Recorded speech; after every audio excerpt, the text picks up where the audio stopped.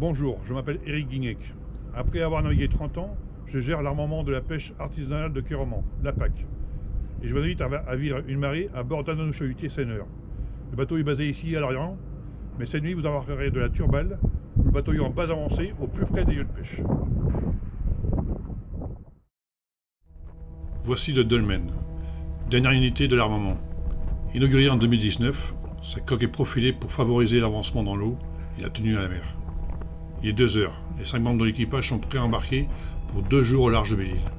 Et vous partez avec eux.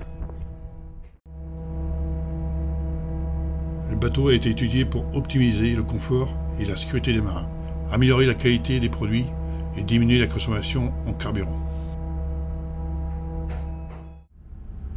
Nous retrouvons Fredo, le patron. En charge de la conduite du bateau, il décide de la zone sur laquelle il mettra en pêche. Il a à sa disposition les dernières technologies pour détecter les bancs de poissons et calculer les meilleures trajectoires. Il se fie aussi au vent et courant dans un secteur qu'il connaît bien. Pour l'instant, le Dolmen file vers sa destination à 9 nœuds.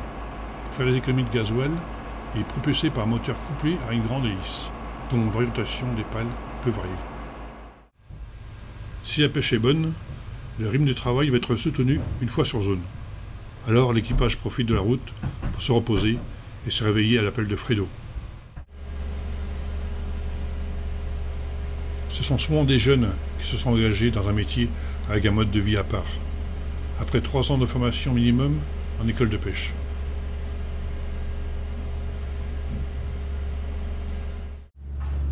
Une fois au large, nous trouvons les matelots qui lancent la manœuvre depuis le pont arrière. Ils sont équipés de gilets de sauvetage, casques, bottes renforcées et gants pour travailler en toute sécurité. Le Dolmen permet le plus souvent de pratiquer le cheval de fond au pélagique.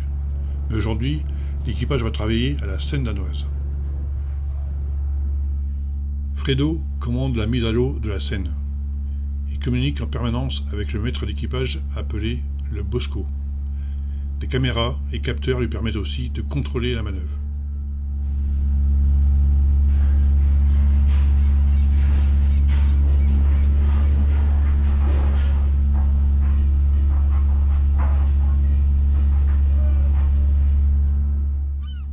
La Seine danoise est un filet en forme d'entonnoir qui rappelle celle d'un chalut.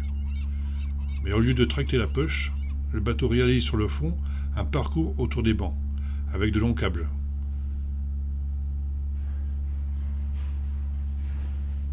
Revenu à son point de départ, l'extrémité du premier câble est récupérée et la Seine est virée à bord grâce à des treuils. Nous utilisons cette technique de pêche pour réduire encore la consommation en carburant, diminuer l'impact sur le fond et pour la qualité des poissons pêchés.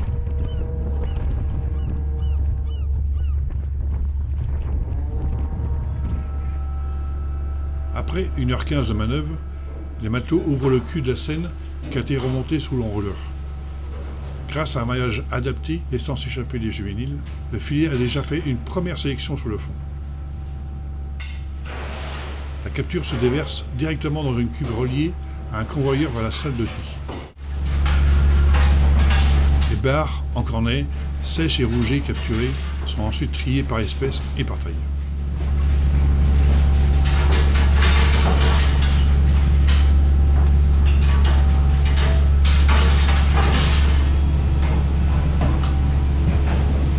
Un ascenseur permet de descendre sans forcer les caisses dans la cale où le poisson est rangé au frais.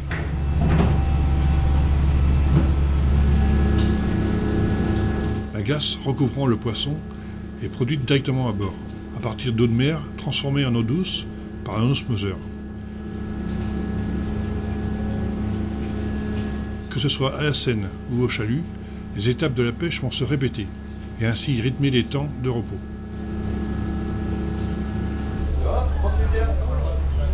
Le métier reste intense, alors les marins profitent des temps de pause pour dormir, se rassembler autour d'un bon repas préparé à tour de rôle. Le bateau est équipé de Wi-Fi, ce qui leur permet aussi de rester en contact avec leurs proches à terre. La nuit, chaque marin prendra également son quart en passerelle.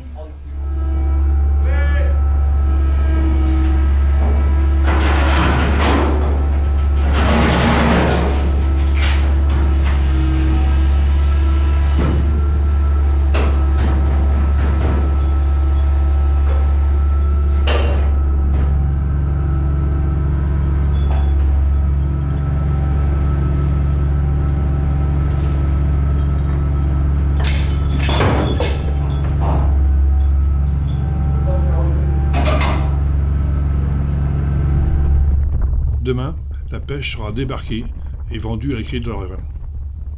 Les marins sont rémunérés à part. Le salaire varie donc en fonction du résultat des ventes. En fin de journée, c'est aussi pour le patron le moment de déclarer les captures sur un logbook électronique.